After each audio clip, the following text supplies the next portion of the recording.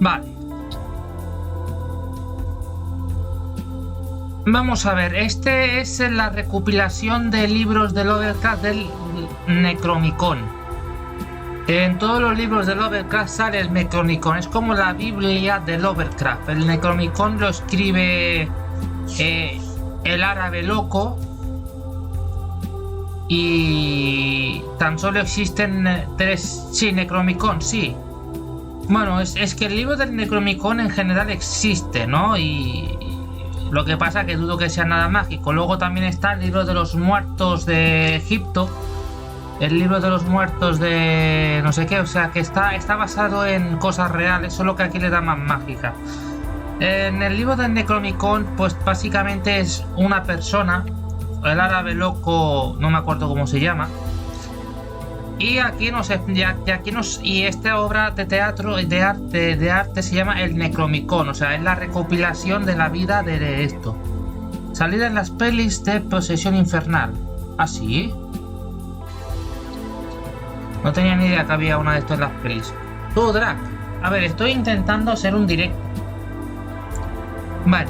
La cuestión es que se da en alta el Necronomicon como uno de los últimos tomos de terror que hace Lovecraft, una vez el muerto, y una persona que lo conoce muy bien se dedica un tiempo a escribir unas páginas sobre él. Vamos a ellos. Howard Philip Lovecraft me enseñó por primera vez el Necronomicon en el año 1922.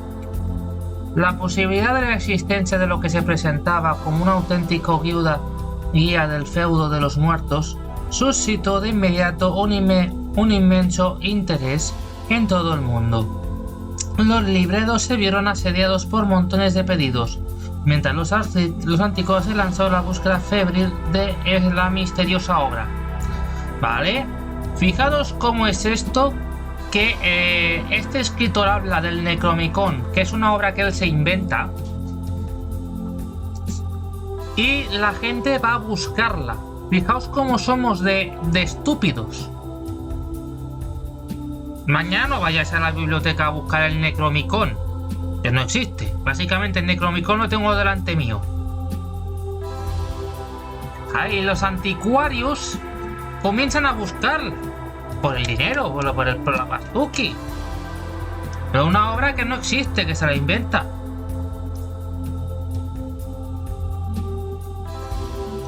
Y tampoco exageréis. Me dedico a hablar de temas aquí que me interesan, jugar a juegos que me interesan, hago debates. Pero la cuestión es que os fijéis en una cosa. Este autor narra un libro y muchísima gente se pone a buscarlo, un libro que ya no existe, o sea que se lo inventa él, y aunque exista no será el libro que ellos quieren. Para mí no.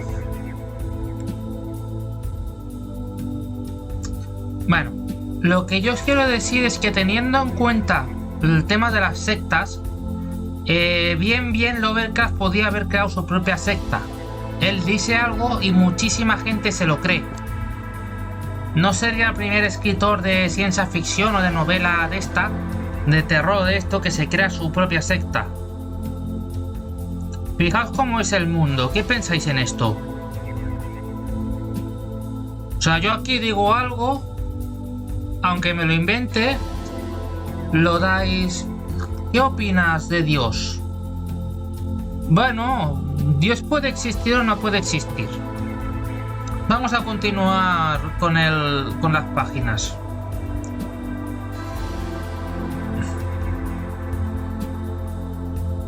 Yo lo que me refiero es que os fijéis hasta dónde llega la paranoia humana, que un escritor, que además no era ni famoso, se inventa una obra ficticia en sus novelas, y al cabo de poco tiempo la gente va a mirar a la biblioteca a buscarla.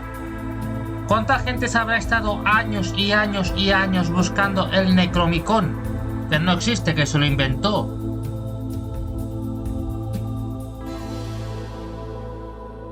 no eran ni novelas. Eran cuentos... Bueno, lo que yo os quiero decir es que teniendo en cuenta el tema de las sectas, bien Lovecraft podía haber creado su propia secta. Él dice algo y muchísima gente se lo cree. No sería el primer escritor de ciencia ficción o de novela de esta, de terror de esto, que se crea su propia secta. Fijaos cómo es el mundo. ¿Qué pensáis en esto? O sea, yo aquí digo algo, aunque me lo invente, lo dais. ¿Qué opinas de Dios?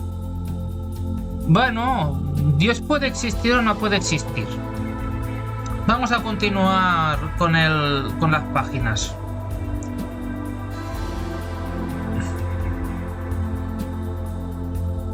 Yo lo que me refiero es que os fijéis hasta dónde llega la paranoia humana, que un escritor que además no era ni famoso se inventa una obra ficticia en sus novelas y al cabo de poco tiempo la gente va a mirar a la biblioteca a buscarla.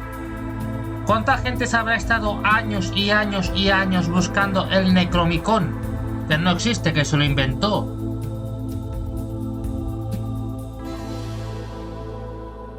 No eran ni novelas. Eran cuentos de terror. Son cuentos de terror que si te los lees todos tienen como más sentido que individualmente. Cuantos más lees, más entiendes el universo. Todas las obras de Lovecraft están dentro de su universo. Y su universo es un multiverso. Y los universos chocan entre sí ocasionando cosas. Un meteorito que haga destrucción, un ser bajo el océano, un ser en el cielo que te puede destruir. Eso es lo que es los libros de Lovecraft, más que nada. Pero fijaros cómo es el ser humano. Una persona dice algo, pero a todo esto Lovecraft era una persona súper leída. De partes de sus libros no sabes qué es real o qué es mentira ya, muchas veces. Porque lo mezcla todo de tal manera que, bueno, a ver, sí que sabes que Cthulhu no existe, que Astaroth no existe, pero lo mezcla todo de tal manera que hay partes del cuento que te lo tienes que mirar con lupa. A partir de entonces se generó una vida controversia entre los partidarios del St. George de la Miskatonic University, en cuya opinión el Necronomicon no existió jamás, atribuyendo la obra a Lovecraft mismo, ya que los estudiosos de los conocimientos ocultos que estaban convencidos de la autenticidad del libro de los hombres muertos. Ojo, se abre debate, ¿el libro existe o no existe? Personas dicen que no, personas dicen que sí. Esto es como por ejemplo cuando hablamos de... Sí, también estamos leyendo a Edgar Allan Poe. También estamos leyendo en directo a Edgar Allan Poe. De Edgar Allan Poe hemos leído un par de historias. Pero es que también te digo, Tortilla, que según qué historia de Edgar Allan Poe se me hacen muy pesadas. Dicho esto, se abre debate entre si el libro existe o no existe. Yo no voy a abrir debate. Aunque el libro exista... él no se basó en el libro original para sus novelas, se basó en su libro ficticio, en el que yo tengo delante. Pero claro, ya el mundo ya entró en controversia. ¿Este libro existe o no existe? Eso podemos encontrarlo en muchas partes del mundo con cualquier cosa. ¿Esto es verdad? ¿Esto no es verdad? ¿Esto no tiene que ser verdad? No, yo qué sé, por ejemplo, el otro día hablé de... ¿Cómo no me sale el nombre? Hablé de Nostradamus. Hay mucha gente buscándose 1000 historias para creer que Nostradamus es real y convencer a los demás. Es lo mismo. En 1938 por Wilson H. Stepper de Terrible Flames. Yo mi inglés es malo, o sea que no me lo voy a leer mal. Oklahoma, Alabama. H.P. Lovecraft resume la historia del Necronomicon. Puntualiza que el título original era Al-Sif. siendo al Sith el término utilizado por los Ares para designar el rumor nocturno producido por los insectos, y que suponía el murmullo de los demonios. La obra fue compuesta por Abdul al-Harras, el poeta loco de Sana y el Yemen, que habría vivido en la época de los Omeyas hacia el año 700. Este poeta visitó las ruinas de Babilonia y los subterráneos secretos de Memphis. Pasó 10 años en la soledad del gran desierto que cubre el sur de Arabia y Rub de Cali o espacio vacío de los antiguos, o el Dana o desierto escarlata de los árabes modernos. Vale, todo esto no cabe duda que se lo ha inventado Lovecraft. Todo esto, la historia del árabe loco, todo esto no cabe duda que se lo ha inventado él. Bueno, Tortilla, pueden decir misa. El Necronomicon Tortilla es un libro que se inventa Lovecraft con un personaje que es el árabe loco, Yadbul no sé qué, porque yo no soy árabe, que recorre el medio mundo y conoce a todos los antiguos y todos los seres escalofriantes. Y conoce también mucha magia negra, cómo invocarlos, como tal y como cual. Y también visita otros rincones ocultos del universo. Todo se lo inventa Lovecraft. Pero hay un montón de gente, y digo gente porque esto lo voy a subir a YouTube, y si digo el insulto que empieza por I y termina por A, aún me van a criticar, que cree que el Necronomicon existe y anda buscándolo a cal y canto. Fue musulmán poco devoto, adorando entidades desconocidas que se llamaban Yoshogot Cthulhu. En el año 1950, el Asif, que había circulado secretamente entre los filósofos contemporáneos, fue traducido al griego por Theodorus Pilates bajo el título de Necronomicon. Durante unos siglos se sucedieron raíz de este libro una serie de terribles experiencias, por lo que fue prohibido el libro y quemado por el patriarca Miguel. Después ya no se volvió a ver más esporádicamente del Necronomicon. Esto ya nos interesa. Esto sería un poco la historia del Necronomicon. Lo que aquí choca es que un montón de gente aún andan buscándolo. Bueno, aquí dice lo que pone en el libro, ¿no? El último se halla en la Universidad de Massachusetts, donde hay una buena sección dedicada a ciencia, a artes oscuras, lo que nos explica el libro. Ahora vamos a la introducción por Colin Wilson. Esto es un poco para que entendáis a dónde yo quiero llegar. Gente obsesionada. Massachusetts. Pero es que no está en Massachusetts. A ver, esto lo leí en directo. En la llamada de Cthulhu, Cthulhu se mete dentro de un humano. Y este humano le gustaba mucho las artes oscuras, cosa que luego se arrepiente. Cthulhu coge el Necronomicon. O sea, coge el libro que tengo yo delante para pues invocarse mejor. Massachusetts, eso. Para invocarse mejor y todo eso. En la Universidad de Massachusetts, bueno, que no lo sé decir bien. En la universidad esta de Estados Unidos se ve que tienen pues una biblioteca dedicada a cosas negras, a artes oscuras, una de las más importantes del mundo. Pero que al final esto... Mira, la siguiente cosa que leamos de... gracias Ibermel. La siguiente cosa que leamos de Lovecraft en el canal van a ser las brujas de Arkham. No voy a hacer spoilers, pero se os van a poner los pelos de punta. En el pasado agosto... Derlet, que había sido amigo y editor de Lovecraft, me dijo que a menudo recibía cartas de lectores que deseaban saber si realmente poseían un ejemplar de Al-Asif o Necromicon o el loco árabe Abdul al-Hasir, o si podían consultar un ejemplo a la Universidad de Miskatonic en Providence. Siempre tenía que dar la misma respuesta. Si bien muchas obras mágicas citadas por Lovecraft existían, el Necromicon era de su pura invención. Muchos de los libros que Lovecraft dice sí que existen, pero este no.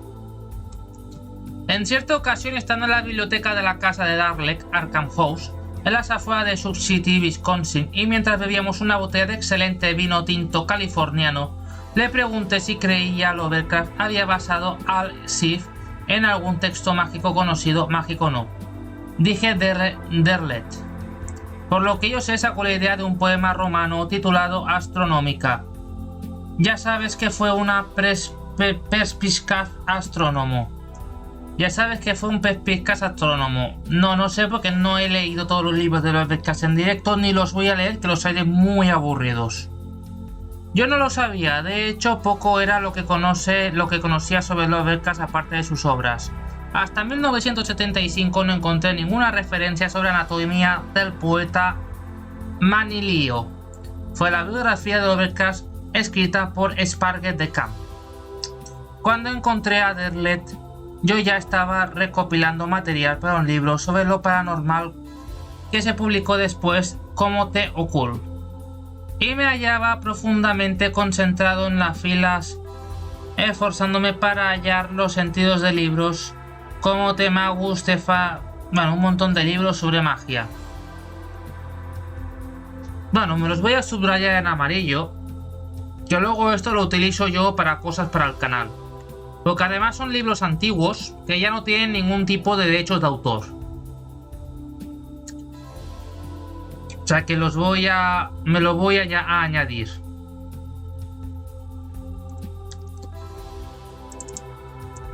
Me encanta estas menciones a otras obras. O sea, me encanta. O sea, es como que quien quiere saber más, tan solo tiene que ir a los libros que aquí se menciona. O sea, es una cosa que me encanta. Para el que quiere saber más de estos temas, aquí te dice en los libros que se basan. Los encontré difíciles y confusos, pero al mismo tiempo me chocaba la similitud de tono de muchos paisajes de citas de Al-Sif, hechas por Lovecraft y otros trabajos de Camino de la Izquierda. Este era de Remy. Por ejemplo, trata del tema de niños nacidos como resultado de cúpulas con demonios. Una de las cuestiones que resultaban más penosas de entender es el bronco silbido que estos niños emiten en lugar de llorar. Su andar atolondrado y su manera de buscar en lugares ocultos. Debemos confesar que los demonios intervienen activamente y se introducen en las mentes de los hijos no natos, dotándoles de poderes que son completamente sobrenaturales. Eso quien se lo crea. Yo no creo en los demonios, ni en los poderes sobrenaturales, pero me gusta leer sobre esto, tener otras opiniones y no cerrarme. Es muy parecido a una de las criaturas semi-humanas de Lovecraft de las colinas de detrás de Arkham. También había leído las obras de Aleister Crowley, recopiladas por mi amigo Aleister Crowley, otro autor que no conozco. No os creáis que yo conozco todos estos autores, Aquí habría que hacer una investigación. O sea, una persona que ha leído todo esto ha hecho una investigación de puta madre. Porque seguro que son tochos grandes. Recopiladas por mi amigo, encontré unos paralelismos tan sorprendentes que me pregunté si Lovecraft y Crowley no se habían conocido. Vale, Crowley entiendo que es de cuando Lovecraft. Todo esto lo dice el editor y amigo de Lovecraft una vez este muere. Derley creía firmemente que no. De hecho, dudaba si Lovecraft había tenido noticia alguna de la gran bestia.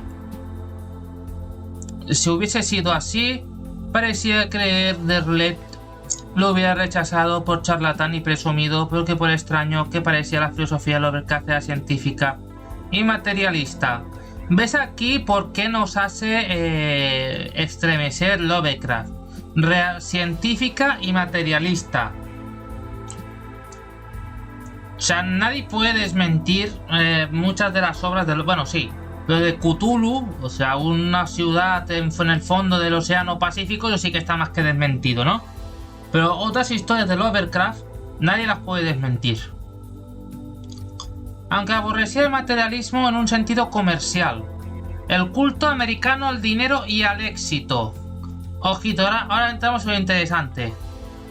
Tuvo el raro orgullo de considerarse a sí mismo como descendiente de los racionalistas del siglo XVIII. En su época escolar, sus pasatiempos preferidos eran la química y la astronomía. Aún adolescente ya escribía una columna de astronomía en un periódico local. Podría creerse que las especulaciones del profesor Lower sobre los canales de Marte estaban destinados a tener atención de joven Lovecraft, pero las rechazó como producto de una mente quimérica. Vale, los canales de Marte. De esto hemos hablado también en el canal. Veréis, la primera persona que con un telescopio gigante vio a Marte ya vio un tema que hemos hablado aquí.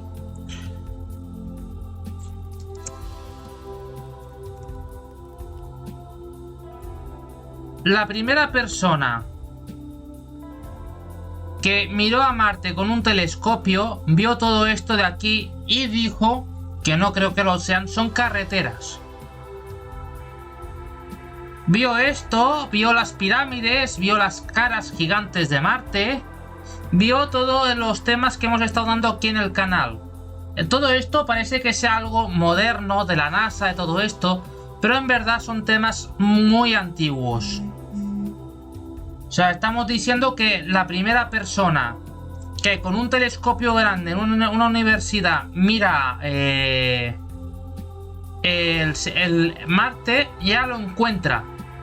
O sea, realmente son cosas grandes, son cosas que no necesitas llegar ahí con un robot, como se está haciendo ahora.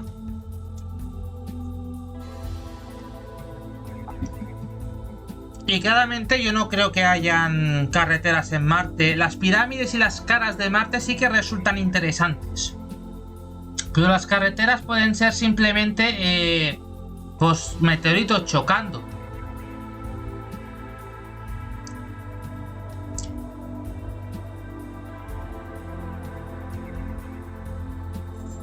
Vale, rechazó lo de que en Marte hubiesen carreteras. Y aborrecía el materialismo. La misma actitud adoptó con respecto al espiritismo. Y en febrero de 1929 escribió una carta a Flag Belknap, no sé quién es ese. Una palabra sobre la estúpida tentativa de los espiritistas para razonar con la naturaleza no sólida de la materia. Como recientemente se ha probado por los físicos atómicos, indica la realidad de su mítica alma de la materia, o ectoplasma, y hace de la inmortalidad una idea menos absurda de lo que era antes. Sigue entonces argumentando que aún consistiendo la materia en partículas cargadas de electricidad, esta no prueba que sea naturaleza espiritual. Vale, todo esto desmentiría muchas cosas. Básicamente echaría por tierra mucho. O sea, él dice que, vale, somos energía. Pero él dice, argumentando que la materia en partículas cargadas de electricidad, esta no prueba que sea naturaleza espiritual. Somos electricidad, pero eso no prueba nada. Desmintiendo buena parte de las teorías de muchas religiones y de sectas y de todo esto. La actitud de Lovecraft, dijo Derlet, en conjunto. A ver, todo esto son opiniones propias de Lovecraft que aquí estamos comentando. Nadie se lo tiene que tomar al pie de la letra. Lovecraft no tenía pruebas de lo que él decía. Simplemente lo creía. era un hombre muy leído en estos temas y que hablaba con muchas personas y tenía pues sus propias maneras de pensar. Esto lo quiero dejar claro y remarcarlo. La actitud de Lovecraft, dijo Derlet, en conjunto estaba más cerca de la de su contemporáneo Charles Fort, el hombre que se sentía satisfecho coleccionando recortes de prensa sobre sus hechos inexplicables como lluvias de ranas vivas. Ya no es tan inexplicable. Lo mismo que Fort, Lovecraft creía que la ciencia contemporánea es demasiado estrecha. En realidad Lovecraft admiraba a Book of the Damned de Fort, por lo que Derlet sabía. Lovecraft y Fort nunca se conocieron ni mantuvieron correspondencia. Vale, Lovecraft creía que la ciencia era muy estrecha de mira. Esto tiene que ser así y es así y no puede haber más. Puede que la ciencia sea muy estrecha de miras, pero hoy en día hay muchos científicos que divagan mucho para mi gusto. Y divagan mucho por el dinero.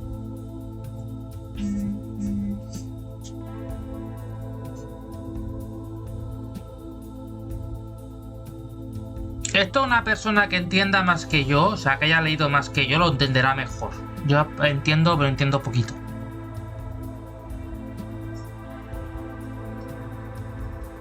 Creo muy posible que Lovecraft fuese presentado a Ford en una de sus muchas visitas a Nueva York o durante el tiempo que vivió allí.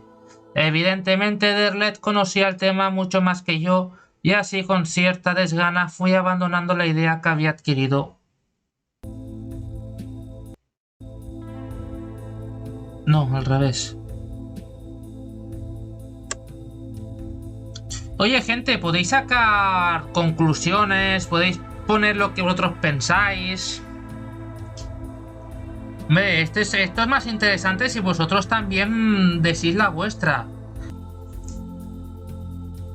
Pues sois libres de opinar lo que queráis, no vais a ser funao. Y si no queréis tampoco digo si las opiniones son vuestras. Vale.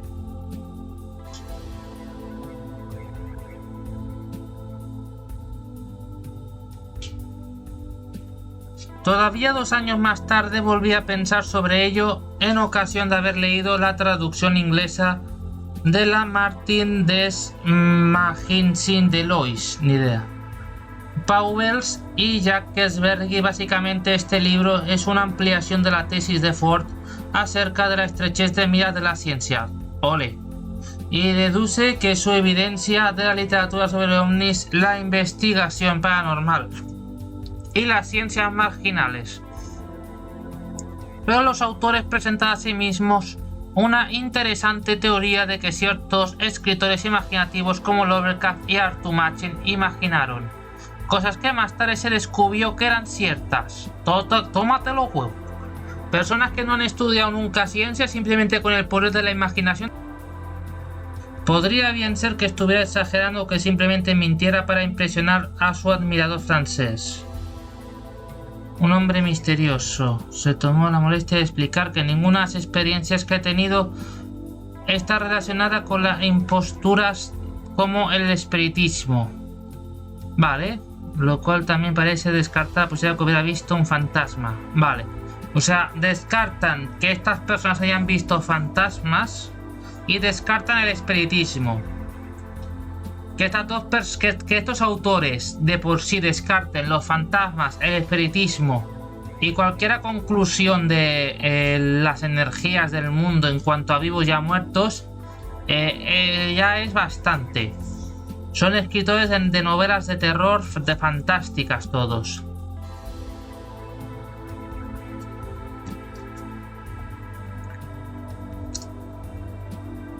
Pauwels y Vergier se inclinan a creer que la respuesta reside en la pertenencia de Machen a una orden mágica llamada el Amanecer Dorado, fundada por Makor Matters. Puede que en parte tenga razón por el capítulo 9 de la obra biográfica de Machen Things. Es que no estoy entendiendo nada. Near and Far describe ciertas experiencias que tuvieron lugar antes de Machen pertenecía al Amanecer Dorado en 1899. Cuando vivía en la posada de Grey, Machen sintió que su inspiración la abandonaba. Al mismo tiempo empezó a tener una serie de experiencias semi-alucinógenas. Una mañana caminando por la avenida Roseberry, tuvo la sensación de andar sobre el aire como si el pavimento se hubiese convertido en una almohada. Una tarde, la pared de su habitación relució, se deformó y pareció como si estuviera a desvanecerse completamente súbitamente. Volvió a ser sólida de nuevo.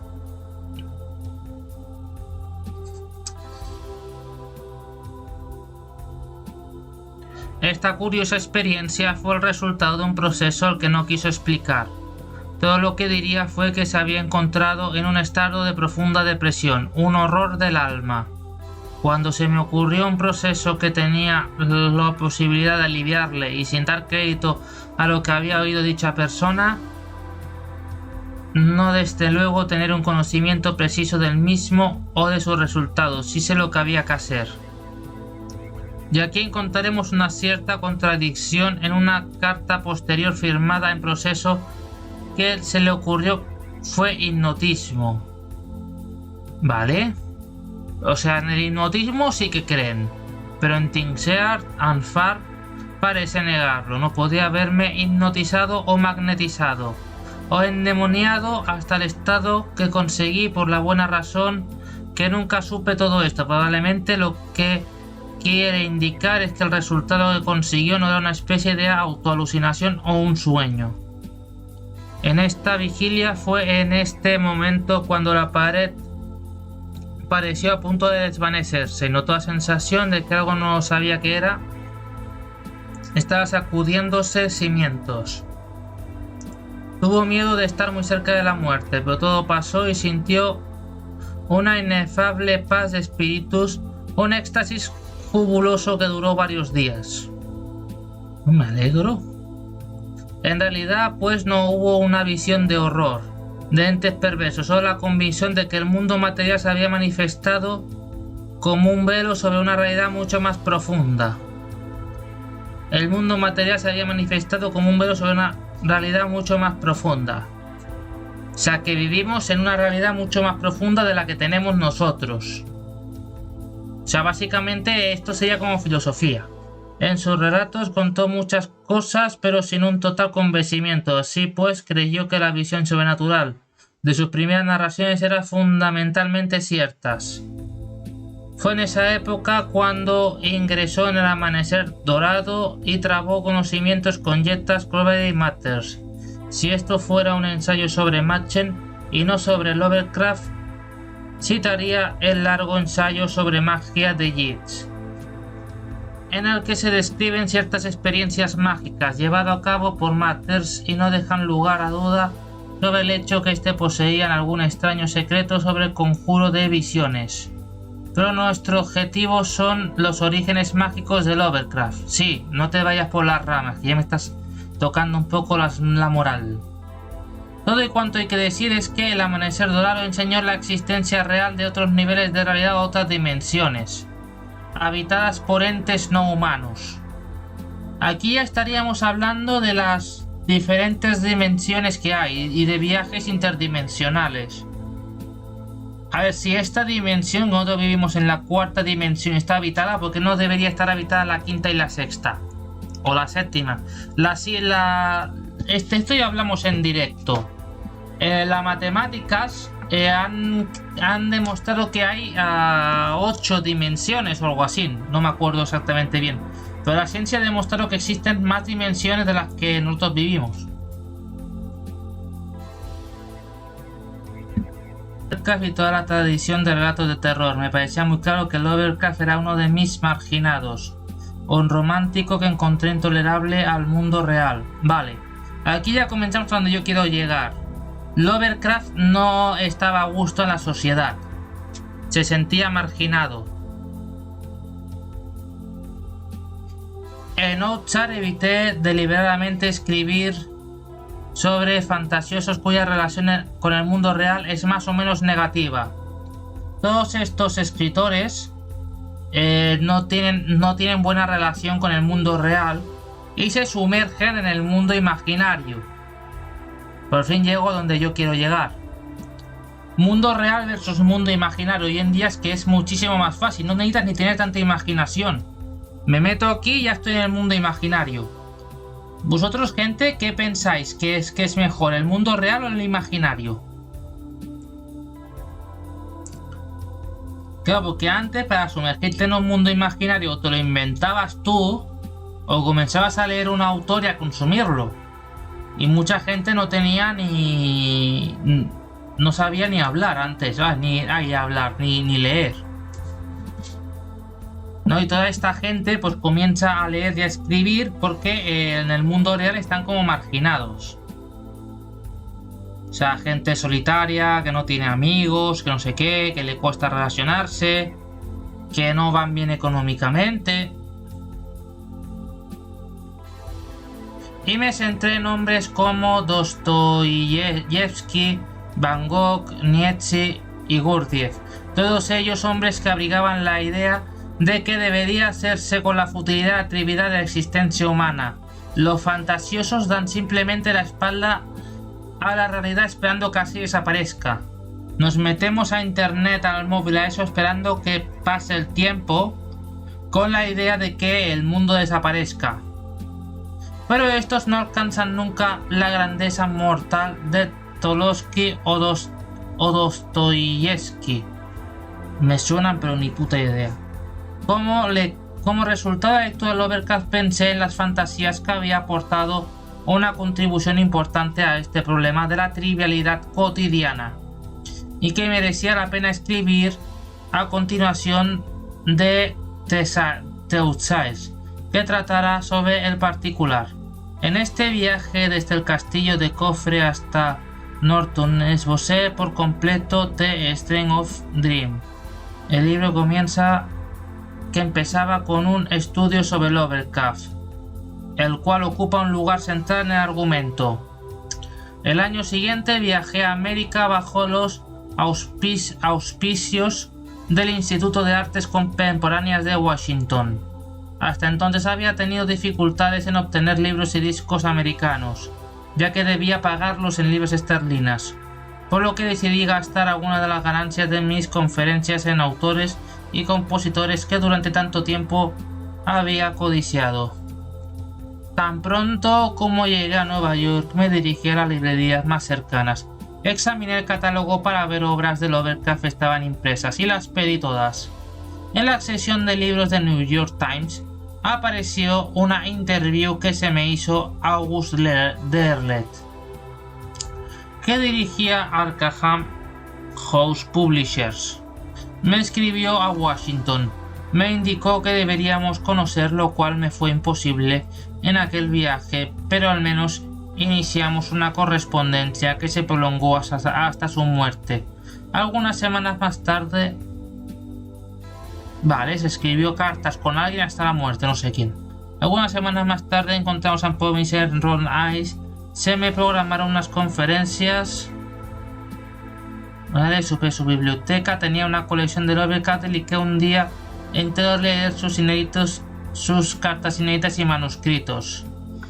Él, para escribir esta parte del libro, comienza a buscar información de Lovecraft de la gente con la que se hablaba, le ayudaban a escribir, intercambiaba información y encontraba pues el patrón de que eran escritores solitarios, que no les gustaba mucho socializar y todo esto. Lo primero que me causó una sorpresa fue el racismo de Lovecraft. Sí, la verdad. ¿Para qué vamos a engañarnos? Si lo dice su editor. Fulminaba vengativamente a judíos, negros, hispanos, árabes, polacos y el resto de la... Esta palabra no la voy a sacar. Y el resto de las razas que encontraba en los autobuses de Nueva York. Vaya por Dios. Ya sabemos de dónde viene esto de Lovecraft, el racismo de Lovecraft. A ver, voy a decir algo. El racismo muchas veces viene a la par con el no tener dinero. La pobreza con el racismo. Ves a gente que llega al país o a la ciudad y que tiene más suerte que tú y les comienza a tener envidia y dices, es que porque este negro acaba de llegar tiene que tener más suerte que yo. Y por lo que se sabe todo el mundo de Lovecraft, él no era rico. Al contrario. Vamos a ver qué más dice, que seguro que más adelante habla de la situación económica del hombre.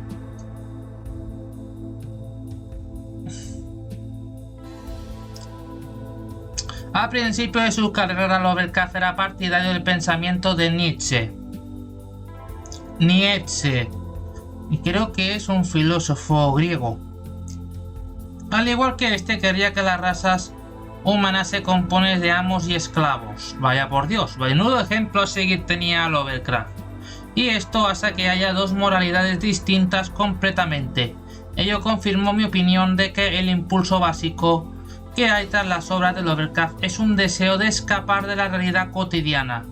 De hecho, hacía lo que de algún modo le haga vengarse de la realidad que tanto le asqueaba.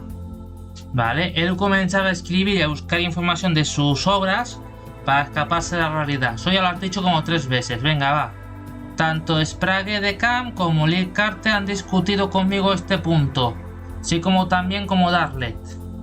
El propio Lovecraft habló sobre ello ampliamente en una de sus cartas fechadas al 30 de octubre de 1925. Escribió: no soy el único en ver un problema realmente serio en el estate sensible que quieren mantenerse vivos en los medios de las ruinas de la civilización tradicional. Esta frase es muy profunda. Va, gente, un poquito de interacción, va, que me estoy marcando un monólogo. Mira si esto funciona. Esto funciona. Quiero que me digáis qué pensáis de esta frase.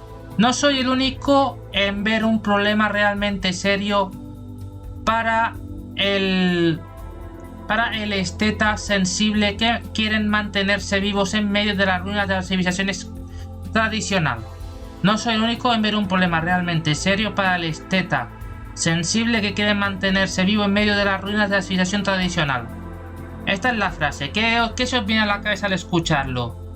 ¿Lo escribió Lovecraft a otro autor en carta? O que todo lo de antes se podría decir spam de sus libros y de sus amigos. Menudo amigo. Escribiendo su bibliografía y su forma de pensar. ¿No se os viene a la mente? Vamos a seguir con el texto. De hecho, en el hombre moderno interesado por lo creativo está en general una actitud de alarma, dolor, disgusto, retroceso, estrategia, defensa, que muchas veces han intentado permanecer callados por temor a que mi sentimiento personal pudiera ser confundido con un síntoma de imitación afectada. Dios, hombres, observad esta lista: Ralph, Adams, Grant, Joseph, Booth, Crooks, un montón de nombres, Eliot. Mira, Eliot. Cada uno tenía un plan de escape diferente, aunque cada uno reconoce que es lo mismo aquello lo que hay que escapar. Vale, todos ellos reconocen que es lo mismo aquello que tienen que escapar. Vamos a ver de qué quieren escapar todos estos autores. Pero todo esto apenas llega a ser una crítica de Lovecraft. No más de lo que hizo Eliot. Parece lastimoso que todos ellos desearan escapar y sin embargo cada uno de ellos aferró sus propios valores. Se ha quedado medio desierto de los que se quieren escapar. Vaya mierda de reflexión es esa. ¿Qué cojones? Todos ellos quieren escapar de lo mismo, pero ¿de qué? ¿De qué? Me ha dejado a medias. Vamos a ver a qué valores se aferran. Y yo ciertamente sería el último en condenarlos. Mi interés personal por Lovecraft arranca del hecho de que yo, lo mismo que él, fui muy sensible en mi adolescencia y primera juventud. Solía pasear por Londres en una especie de paroxismo, no sé ni lo que significa eso, de aborrecimiento por la moderna civilización. Vale. Ah, quieren escapar de la civilización. ¿Quieren escapar de la civilización? ¿Aquí hay alguno que quiera escapar de la civilización? De los que aquí estamos aquí en el chat, que somos 6, ¿aquí hay alguno que quiera escapar de la civilización? ¿Que siente el impulso de abandonarlo todo? Qué silencio. Vamos a continuar con esto, que ya le comienzo a pillar el hilo. Me ha costado, ¿eh? Pero era consciente de que tal actitud era negativa. Vale. Todos ellos eran conscientes de que lo que estaban haciendo no estaba bien, o sea que no podían escapar de la civilización, pero aún así querían hacerlo.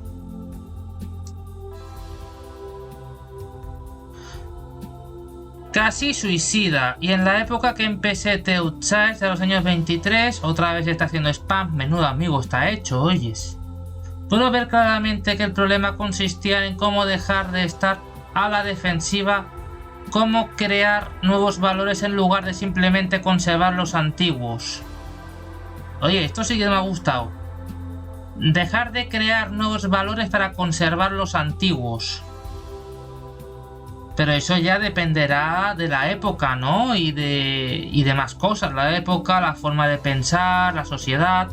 Estamos hablando que todos estos hombres son hombres con mentalidad antigua para su época. Pues ya para nosotros nos parecen cavernícolas. No, pues y que no entienden pues cosas como que una persona de diferente raza tenga los mismos derechos que él. No entienden por qué tienen que pasar por penurias, no entienden nada de todo esto. Y bueno, pues comienzan a desaparecer del mundo para aparecer en su mundo. A pesar de ello, no siento más que admiración por la imaginación fantástica de Lovecraft frente a un mundo que le parecía fútil y destructivo. Mi propio método de criticar a Lovecraft fue escribir 3 obras de ficción basadas en los mitos de Cthulhu. Otra vez está haciendo spam. Es que menuda, o sea, muere el autor, es el editor. Muere el autor que está editando, que encima dice soy editor y amigo, y se le dedica unas páginas a pie de su obra escondida o de su última obra, y no para de repetir sus libros. Esto no las pienso ni leer. No las pienso ni leer.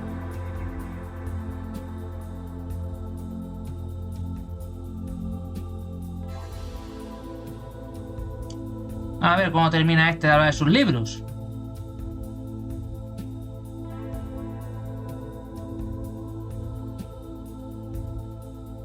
Vale, aquí está. Aquí hay algo interesante en el cual voy a hablar de Lovecraft, que es lo que nos interesa. A ver. Repentinamente manifestó. Espérate un momento. Más arriba. Vale. Me había dado el efecto de que estábamos equivocados respecto a los últimos años de vida de Lovecraft. Su creatividad se agotó repentinamente. Manifestó a sus amigos que había decidido de los últimos años de vida de Lovecraft, él dejó de escribir.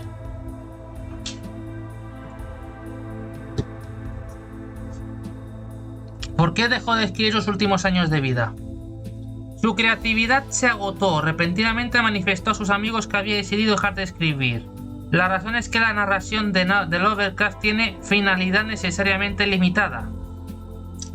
El patrón básico de la mayoría de sus relatos es el mismo.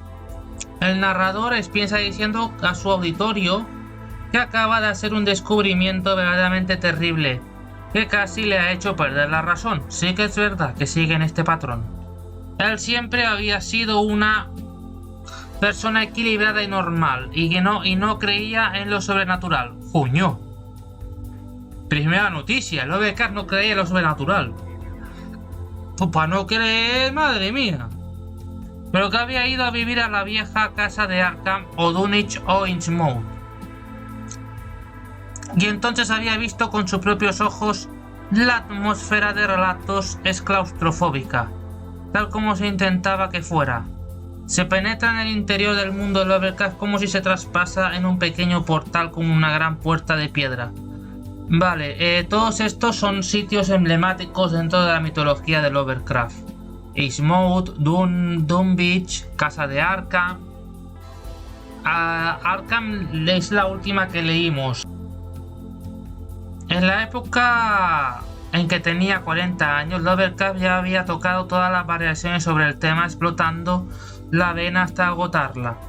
El filósofo Kierkegaard sufrió un colapso y murió el día en que retiró su último dinero del banco. Al menos disfrutó su dinero. Podría considerarse que Lovecraft empezó a morirse cuando se dio cuenta de que había extendido del lodo la última partícula de plata. ¿Vale? Puede parecer una idea algo absurda que un hombre desarrolle cáncer sencillamente porque ha dejado de emplear su imaginación. Lejos de ser absurda, creo que es la clave esencial de la vida de Lovecraft y de su trabajo. Una vez hayamos comprendido este punto clave y lo combinemos con el relato de Machen sobre lo que sucedió más tarde en Grimm's, creo que estaremos en situación de responder algunas preguntas básicas del Necronomicon. T.S. Eliot indica que si se examina con objetividad la existencia humana tiene una calidad pueril, nacimiento, copulación y muerte. Y el mismo Lovecraft nunca se cansaba de afirmar que nuestra propia cortedad de vistas es lo que nos permite conservar la tranquilidad de espíritu. Vale, conservamos la calma porque no vemos más allá de nuestras narices. No es pesimismo superficial, sino que se trata de una afirmación objetiva sobre la existencia humana. Y añadiría yo, no veo ninguna razón por la que no pudiera ser la base de una filosofía optimista o religiosa. Hombre, optimista... Yo no diría optimista, más bien. Madre mía. Los seres humanos son como caballos con anteojeras, atrapados en un momento presente perpetuamente trivial. Sí, yo no puedo salir de mi presente, eso lo tengo clarísimo. Cuando un niño llora sobre un juguete roto decimos que ha perdido la perspectiva. Pero si se piensa sobre ello de forma objetiva puede verse que ese acto es aplicable a todos nosotros. El arte y la ciencia son tan importantes porque nos permiten observar las cosas desde arriba, con una perspectiva. Pero cuando un astrónomo deja su telescopio tiene que buscar en su bolsillo la llave de la puerta principal. El tiempo nos tiene agarrados por el cogote. Sí, claro. Por extraño que parezca, la mayor parte de las personas parece aceptar esto sin que les importe. Quizás se deba a que la mayoría de ellas están ocupadas en sus problemas cotidianos. Sí, si te preocupas en que tienes que ir a trabajar, que tienes que hacer algo, que tienes un objetivo, dejas de pensar en estas cosas que al final no te ayudan al día a día. Eso es totalmente cierto. Pero ni siquiera aquellas que no tienen demasiados problemas parecen ser capaces de aceptar esta entraña trivial cualidad sin sentir que algo anda mal. Recientemente una anciana dama superviviente de la era eduardina, no sé ni lo que significa era eduardina, pero aquí va, dijo por televisión que podía recordar la época en que la mayoría de caballeros no hacían nada útil con sus vidas. La mañana la pasaban en el club, la tarde jugando al billar y haciendo visitas, el atardecer jugando al bridge. Para mí esto suena igual que una fórmula de la locura, pero la mayoría de la gente esto suena como una envidiable y placentera manera de contemplar la propia vida. Lo que para unos es una vida muy aburrida, para otros es una vida tranquila. La respuesta, creo yo, es que un pequeño porcentaje de la humanidad, aproximadamente un 5% para ser precisos, a ver lo que va a decir del 95% restante, tiene una especie de anhelo incorpóreo de finalidad. Bueno, pensaba que iba a decir que el 95% restante eran burros descelebrados. Al menos lo ha suavizado. Estas personas se conocen como el 5% dominante. Y la misma cifra parece aplicable a los grupos de animales. El por qué esto sucede así no hay nadie que pueda explicarlo. Probablemente Lovecraft hubiese dicho que esto es puramente biológico, pero que una especie sobreviva un cierto número de individuos debe poseer un impulso que lo lleve más allá de las necesidades diarias. De otra forma, cuando alcance un cierto grado de bienestar y estabilidad degenerarían rápidamente. De hecho, se sabe que la historia de las naciones se vuelven blandas cuando pueden vivir en el lujo, aunque dichas naciones a menudo consigan producir una gran civilización. Esto se debe a que su 5% dominante posee un impulso que no se erosiona con el bienestar. Dichos hombres poseen, repito, un anhelo interior para la finalidad. El resultado sorprendente es que si se ven privados de una finalidad por las circunstancias de sus vidas, se convierten en unos seres frustrados y propensos al suicidio. Esta es la historia básica de los marginados. Antes de que descubran una finalidad, pueden estar cerca de la locura, sufriendo depresiones suicidas, y el sentido de la finalidad puede tomar las formas más extrañas, como en el caso de George Fuchs, el fundador del quakerismo. No sé ni lo que es el quakerismo. El quakerismo. No sé ni lo que es. Oye, que voy a subir este vídeo a YouTube y voy a quedar como un ignorante. Yo esto no sé lo que es, esto no lo conozco, esto no lo sé. Pero que al menos creo que me estén viendo sepan apreciar de que no me estoy inventando nada. Y no lo sé. No pasa nada por decir no lo sé. Siempre se puede aprender más. Vamos a ver si aquí explica lo que es el quakerismo. El quakerismo. Iba andando por la ciudad gritando: la desgracia caerá sobre la ciudad maldita de Litchfield. Conducta que en la actualidad lo conduciría al manicomio más cercano, o como la Amseta Arabia alistándose a la RAF como un ciudadano particular. Obsérvase, por favor, que no estoy diciendo que el 5% dominante sean hombres geniales frustrados. Pueden ser estúpidos y su predominio es posible que solo les conviertan en tiranos. Pueden ser deshonestos y esto les convierte en unos timadores. Pueden ser supersexuados y esto les convierte en unos sátiros o ninfómanas.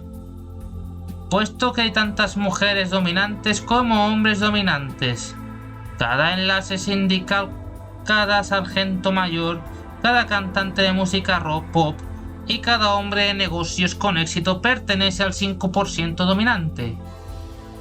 Está todavía por escribir un interesante libro sobre algunos marginados, algunos menores que fueron destruidos por el sentido de la puerilidad. En él se podría incluir, por ejemplo, el archiduque Rodolfo de Austria, que se suicidó con su amante en Mayerling, y el cantante de rock Elvis Presley, que murió de un ataque al corazón a los 42 años.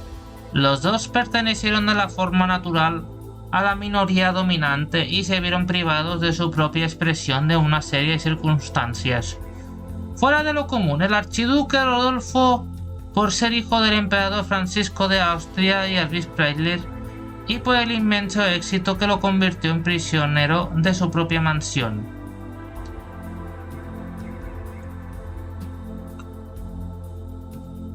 Gente, esto es más largo de lo que yo creía, así que voy a seguir un poco más y lo vamos a dejar. Me está gustando mucho, aunque encuentro que hay cosas que se las podría ahorrar. No, o sea, es una... es una reflexión sobre Lovecraft y sus obras. Pues que sea una reflexión entre Lovecraft y sus obras. Que no comience él cada 2x3 a sacar: yo escribí, yo no sé qué, yo no sé cuántos. Todo eso es una falta de respeto. Esto se escribe justo antes del Necronomicon, obra inventada por Lovecraft, después de que él muriese. O sea, yo espero tener mejores amigos. Volvamos ahora a la biografía de Sparge de Camp sobre Lovecraft, o a la del propio Derlit HPL a Memoir, y consideramos la carrera del recluso de Providence. Providence es un lugar bastante agradable con sus escasas revistas de madera y calles flanqueadas por árboles. Pero en 1890, cuando HPL nació, debía de haber sido la más providenciana de las ciudades providencianas. Shaft una vez describió que Dublín de su niñez como aquel infierno de mezquinidad. Pero por lo menos era una capital llena de actores y artistas y literatos. En comparación, Providence debía haber pertenecido tan remota como un pueblo en mitad de la Antártida. Esto significa que desde el momento que empezó a hablar hasta que llegó a la edad de 21 años, Lovecraft nunca frecuentó o habló con nadie cuya mente no fuese completamente vulgar. ¡Hala! ¡Hala! Os acaba de poner de catetos para arriba. Hostia puta, esto no me lo esperaba. A ver, entiendo lo que quiere decir, ¿no? Si naces en un pueblo pequeño que no tiene ningún tipo de relación con el mundo y eres un hombre superdotado, súper imaginativo, tan solo tienes para hablar la gente de ese pueblo. Pero joder. Su padre murió loco. Vale, ahí ya sabemos un poco por qué es tan tenebro. Probablemente de sífilis. Cuando él tenía 8 años. El mismo Howard solo era un niño nervioso y delicado. Infinitamente mimado por su madre. La relación con ella podía llamarse proustiana. Y era sorprendentemente que consiguiera evitar convertirse en homosexual. ¡Hala! ¡Hala! Lo tuvo que soltar. Tiene una relación estrecha con la madre y se puede volver homosexual. Madre mía. Y luego este llama al otro racista. Pues yo te llamo tío homófobo. Lovecraft era un lector obsesivo que pasó los primeros 21 años de su vida en una biblioteca. Yo aquí supongo puedo al menos invocar una similitud de circunstancias, ya que también nací en una ciudad de provincias. Y estropeé mis ojos a la edad de 12 años leyendo. Durante 10 horas al día aún puedo recordar con toda claridad aquella extraña sensación de desconexión del mundo real. Mira, tú también buscas la desconexión del mundo real. La sensación que la vida es una especie de sueño o ilusión, pero la mente juvenil que se ha nutrido con ellos, los libros pudiesen convertirse de alguna manera en superfluos los acontecimientos reales. Como si fuese una imitación de una realidad más apasionante, y el contacto con el mundo cotidiano solo produce resentimiento. De ahí la creencia de Axel de que la vida debería ser revivida por nuestros criados. ¿Será quien los tenga? ¿Verse visto, señor Topijo? Pero la realidad se niega a tolerar los soñadores románticos. Parece complacerse en zarándalos hasta que sus dientes rechinan, y esto es el motivo que el rechazo que del mundo del romántico se convierta en un furioso resentimiento. Sospecho que algunos de los románticos del siglo XIX se suicidaron a causa del resentimiento de un deseo de develar a Dios su ticket de entrada. Pero el rechazo de Lovecraft nunca fue tan sano como el de Nietzsche o Dostoyevsky. Para agitar el puño ante Dios, como el Manfred de Byron, es necesaria una cierta confianza en uno mismo que proviene de una buena salud física y un convencimiento del superior. Y un convencimiento de superioridad. Esto me ha gustado. Por fin llegamos a la parte que yo quería llegar. El autor, después de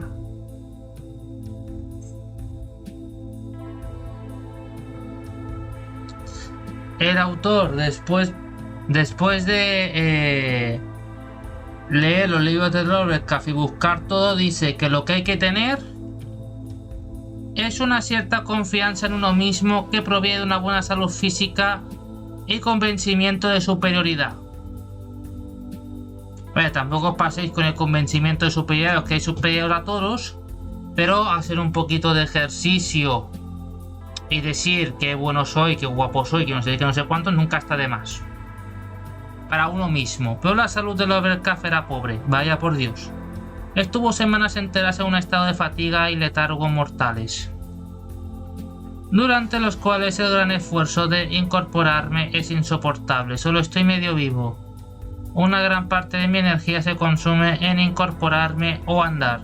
Mi sistema nervioso es una ruina hecha a pedazos y estoy totalmente aburrido y decaído, excepto cuando encontré algo que me interese particularmente. A Lovecraft no solamente le faltaba la confianza que proviene de la salud, también le faltaba la confianza que se deriva de la posición social y la buena educación. Vale, básicamente es un pobre que la madre no pudo pagar por la escuela. Su salud y quizás su desagrado por el estudio organizado le impidió asistir a la Universidad de Brown. Pero aún le falta alguien que admire entre sus contemporáneos. La América de los años 1910 era algo así como un desierto cultural, como lee actualmente a Ellen Gracebow o a Edith o a un montón de actores. En Inglaterra había la generación de Shaw Walsh, bueno, total, que no tenía nadie para admirar.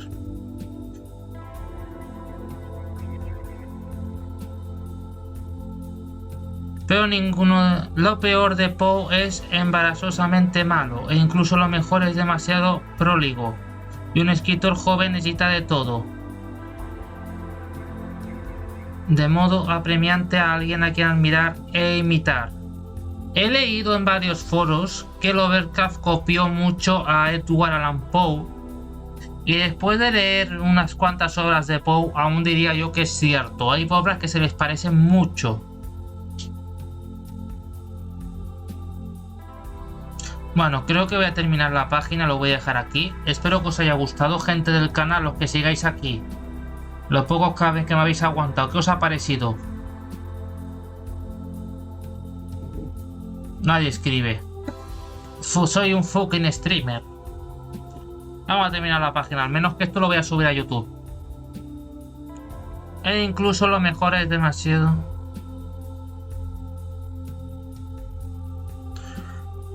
En su forma de escapar del estado de crisalidad de la adolescencia, Lovecraft imitó a Poe. Sí, sin duda lo imitó.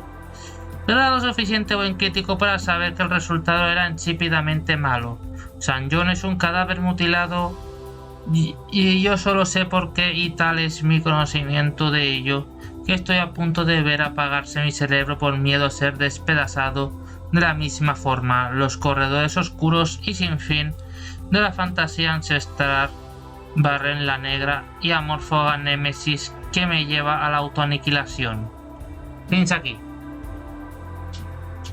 Un placer a todos, espero que hayas disfrutado del vídeo, que no se te haya hecho muy pesado.